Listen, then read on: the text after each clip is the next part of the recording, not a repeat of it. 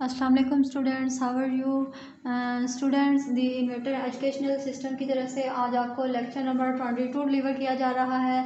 Subject science है और class 6 है, यूनिट नंबर 9 है। टॉपिक है हमारा फोर्स एंड मशीन।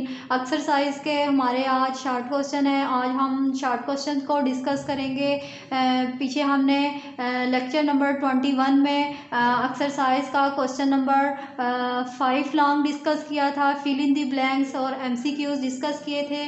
और आज हम डिस्कस कर रहे हैं शॉर्ट क्वेश्चन। ठीक है, एक्सरसाइज का पेज नंबर निकालें 123 एक्सरसाइज का पेज नंबर निकालें। जो क्वेश्चन नंबर 1 शॉर्ट है, लिखा हुआ है कि what is meant by a mechanical advantage, यानी कि मैकेनिकल एडवांटेज क्या है, यानी कि मैकेनिकल एडवांटेज से क्या मुराद है। तो इसका आंसर आपके सामने वाइट बोर्ड पे लिखा गया है। क्वेश्चन नंबर 1 का कहते हैं कि the ratio of output work to the input force given to a machine is called its mechanical advantage, यानी कि आउटपुट वर्क और इनपुट फोर्स जो मशीन को फ्राहम की जाती हैं, इनके तनासब को क्या कहते हैं, मैकेनिकल एडवांटेज कहते हैं। कहते हैं कि द रेशियो ऑफ आउटपुट, यानी कि जो रेशियो ऑफ आउटपुट है work to the input force, यानी कि जो वर्क ऑफ इनपुट फोर्स है गिवन टू अ मशीन, यानी कि जो मशीन को मुहैया की जाती है,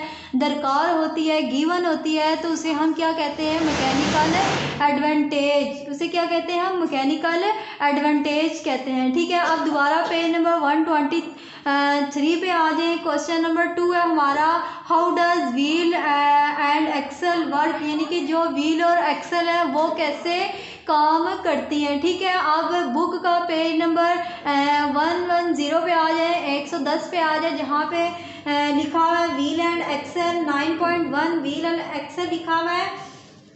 इसकी जो सेकेंड लाइन है जहाँ पे लिखा हुआ है बाय ह्यूमन बीइंग, यानी कि ह्यूमन बीइंग से आगे स्टार्ट करें। A wheel and axle is a simple machine, कहते हैं कि जो व्हील एंड एक्सल है ये क्या है, एक सादा मशीन है। Which consist of a wheel with larger diameter and axle with smaller diameter, कहते हैं कि जो व्हील है उसका जो डायामीटर होता है वो क्या होता है, लार्जर होता है, बड़ा होता है, and an axle with smaller diameter, और जो एक्सल है उसके साथ क्या होता है, छोटा डायामीटर होता है। कहते हैं कि these two parts rotate together, the force is transferred from one part two the another part, कहते हैं कि ये जो दो पार्ट्स हैं, दो हिस्से हैं, रोटेट करते हैं, together the force is transfer, यानी कि जो इनकी फोर्स है वो क्या हो जाती है, ट्रांसफ़र हो जाती है from one part two another part, यानी कि एक हिस्से से दूसरे हिस्से में क्या हो जाती है, मुंतकिल हो जाती है, ट्रांसफ़र हो जाती है। ठीक है,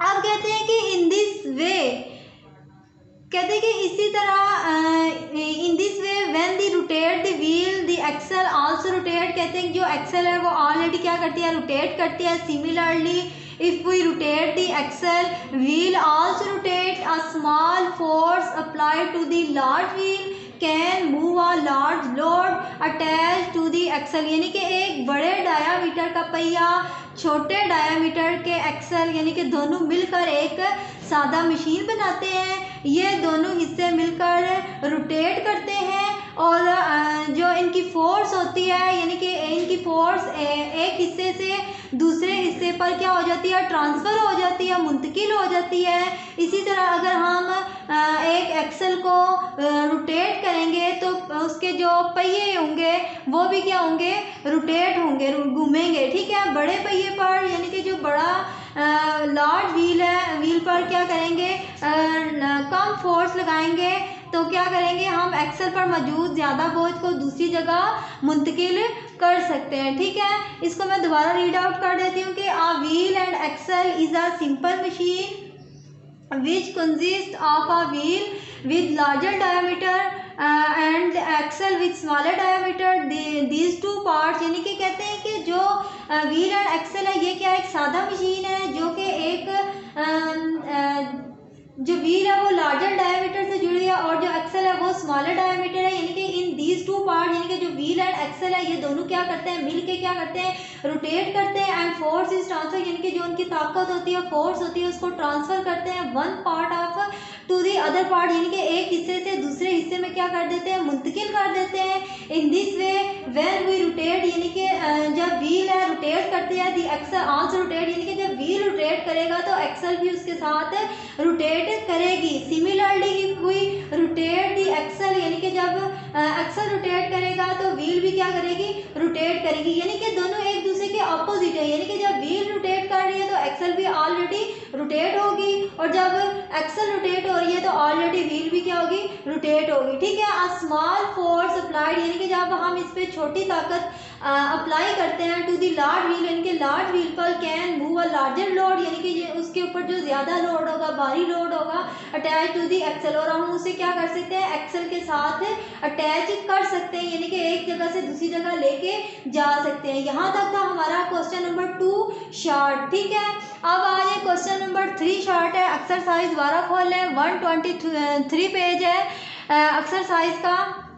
क्वेश्चन नंबर 3 हमारे पास लिखा हुआ है कि which pulley is more advantageous, fixed और मूवेबल पुली एंड वाई, यानी कि कहते हैं कि कौन सी पुली ज़्यादा मुफीद है, यानी कि एक जगह फिक्स होने वाली या घूमने वाली, एंड वाई, और क्यों। उन्होंने पूछा है कि कौन सी पुली ज़्यादा मुफीद है, फ़ायदेमंद है, यानी कि एक जगह फिक्स होने वाली या फिर घूमने वाली। ठीक है। फिक्स पुली और मूवेबल पुली, यानी कि दोनों में से कौन सी फ़ायदेमंद है और क्यों फ़ायदेमंद है। ठीक है। उन्होंने वजह पूछी है, तो इसका आंसर व्हाइट बोर्ड पे लिखा हुआ है क्वेश्चन नंबर 3 का, आप देख सकते हैं। कहते हैं कि the movable pulley is more advantageous, कहते हैं कि जो मूवेबल पुली है ये क्या है, मोर एडवांटेजियस, या बिकॉज, क्योंकि विद मूवेबल पुली, कहते हैं कि जो मूवेबल पुली है we can lift double load as compared to fix pulley, यानी कि कहते हैं कि जो घूमने वाली पुली है वो ज़्यादा मुफीद है, क्योंकि जो घूमने वाली पुली की मदद से हम फिक्स पुली की निस्बत दुगना वजन उठा सकते हैं। कहते हैं कि जो मूवेबल पुली है इज़ मोर एडवांटेजियस, मतलब कि जो मूवेबल पुली है वो हमारे पास क्या है, ज़्यादा मुफीद है, क्योंकि बिकॉज विद मूवेबल पुली, यानी कि जो हमारे पास मूवेबल पुली है we can lift double load, यानी कि ये डबल लोड उठा सकती है as compared to fixed pulley, यानी कि फिक्स पुली की बानिस्बत ये क्या कर सकती है, डबल लोड, यानी कि ज़्यादा वज़न उठा सकती है। ठीक है। इसीलिए उन्होंने ये रीज़न बताया कि जो मूवेबल पुली है ये हमारे लिए क्या है, फ़ायदेमंद है। ठीक है। ये थी इस क्वेश्चन की रीज़न। अब उसके बाद आ जाए एक्सरसाइज का पेज नंबर 123 पे आ जाए। क्वेश्चन नंबर 4 है हमारे पास। क्वेश्चन नंबर 4 है, कहते हैं कि how gears are use to increase speed and be force, यानी कि गियर्स किस तरह रफ्तार बढ़ाते हैं और एक कुव्वत बनते हैं, यानी कि वो कैसे एक फोर्स बनते हैं। तो इसका आंसर है पेज नंबर 115 है, यानी कि 115 निकालें पेज नंबर, जहाँ पे लिखा हुआ है पेज नंबर 115 निकालें। क्वेश्चन नंबर हमारे पास 4 है, जहाँ पे लिखा हुआ है कि gear system can be use for 2 purpose, यानी कि जो गियर सिस्टम होते हैं हम उनको 2 पर्पज के लिए क्या कर सकते हैं, इस्तेमाल कर सकते हैं। पहला पर्पज हमारे पास क्या है, टू इंक्रीज दी स्पीड, यानी कि उसकी स्पीड को बढ़ाने के लिए, और दूसरा हमारे पास क्या है, टू इंक्रीज दी फोर्स, और दूसरा क्या है हमारे पास, टू इंक्रीज दी फोर्स, यानी कि उसकी फोर्स को बढ़ाने के लिए। ठीक है। पेज नंबर 115 पे है। द गियर ट्रेन से नीचे आ जाए, जहाँ पे लिखा हुआ है ब्लैक कलर में, to increase the speed, to increase the force. अब देखिए कि टू इंक्रीज द स्पीड, यानी कि जो उसकी स्पीड है वो कैसे बढ़ेगी। ठीक है। हम इस देखते हैं कि this is achieved when the driving gear wheel is larger and the driven gear is smaller, यानी कि स्पीड बढ़ाने के लिए, यानी कि कहते हैं कि ये इस वक्त मुमकिन होता है कि जहाँ पर ड्राइविंग गियर बड़े हों और ड्राइवन गियर छोटे हों, तब ये मुमकिन होता है कि उसकी स्पीड क्या होगी, बढ़ेगी, यानी कि इंक्रीज होगी। ठीक है। आप नीचे देखें कि टू इंक्रीज द फोर्स, यानी कि कुव्वत को बढ़ाने के लिए क्या किया जाता है। कहते हैं कि this can be achieved when the driving wheel is smaller and driven wheel is larger. कहते हैं कि ये उस वक्त मुमकिन होता है कि जब ड्राइविंग व्हील छोटे हों और ड्राइविंग व्हील बड़े हों, तो इनकी जो कुव्वत होती है वो क्या हो जाती है, बढ़ जाती है, इंक्रीज हो जाती है। ठीक है। दोबारा से इस क्वेश्चन को देखें। क्वेश्चन नंबर 4 है, पेज नंबर 115 पे है।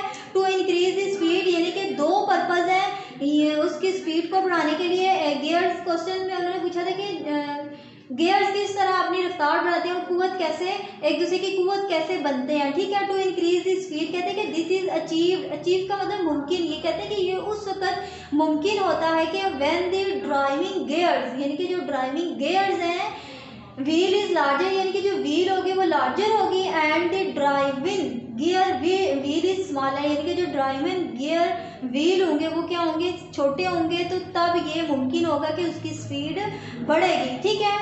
अब नीचे आगे लिखा हुआ है कि टू इंक्रीज दी फोर्स, यानी कि उसकी फोर्स को कैसे बढ़ाते हैं, उसकी फोर्स को बढ़ाने के लिए कहते हैं कि दिस कैन बी अचीव्ड, ये तब मुमकिन होगा व्हेन दी ड्राइविंग व्हील, यानी कि जो ड्राइविंग व्हील है वो स्मॉलर होंगे, जबकि ड्राइविंग व्हील है वो लार्जर होंगे, यानी कि दोनों जो फोर्स एंड स्पीड है ये दोनों क्या है, एक दूसरे के अपोजिट हैं। जबकि स्पीड के अंदर उन्होंने बताया है कि जो ड्राइविंग गियर्स हैं वो लार्जर होंगे, और जबकि फोर्स के अंदर बताया गया ड्राइविंग व्हील जो होगी वो स्मॉलर होगी। स्पीड के अंदर उन्होंने बताया कि जो ड्राइविंग गियर होंगे वो स्मॉलर होंगे, जबकि फोर्स के अंदर क्या होंगे, ड्राइविंग व्हील क्या होंगे, लार्जर होंगे, यानी कि ये दोनों क्या है, एक दूसरे के अपोजिट हैं, ठीक है। ये था हमारा क्वेश्चन नंबर 4। अब आ जाए एक्सरसाइज का पेज नंबर 123 पे आ जाए। क्वेश्चन नंबर 5 है हमारे पास।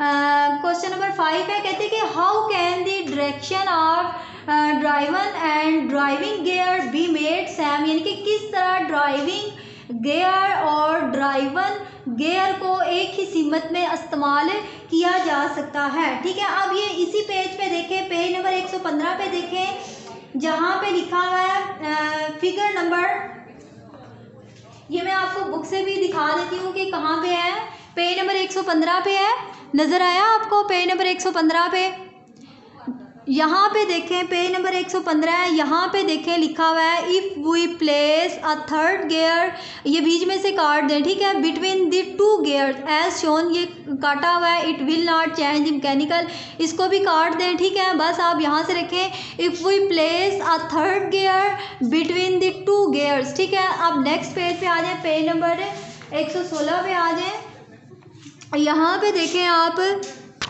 पेज नंबर 116 पे देखें, जहाँ पे लिखा हुआ है कि इन this way driving gears and driven gear will rotate in the same direction, यानी कि वो सेम डायरेक्शन में क्या करते हैं, रोटेट करते हैं, ठीक है, सेम डायरेक्शन में रोटेट करते हैं, ठीक है। ये हमारे पास क्वेश्चन नंबर 5 चार था। कहते हैं कि if we place the third gear between the two gears the driving gear and driving gear will rotate in the same direction, another way can be used rotate both gear is same direction by using a belt over two gear, कहते हैं कि अगर हम दोनों gears के दरमियान एक तीसरा गियर भी लगा दें तो जो ड्राइविंग गियर्स होगा वो क्या करेगा, ड्राइविंग गियर्स की एक ही सिमत यानी कि सेम डायरेक्शन में क्या कर देंगे, सेम डायरेक्शन शुरू कर देंगे, ठीक है।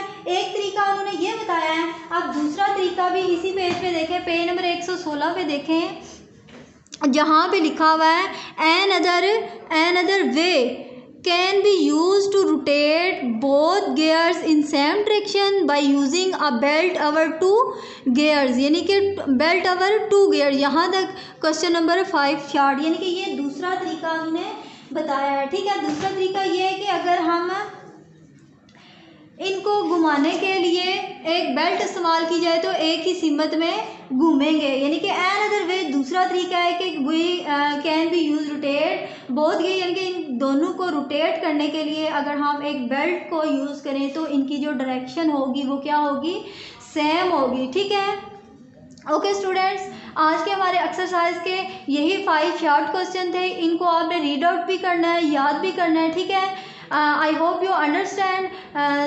Till that time, stay home, stay safe. Allah Hafiz.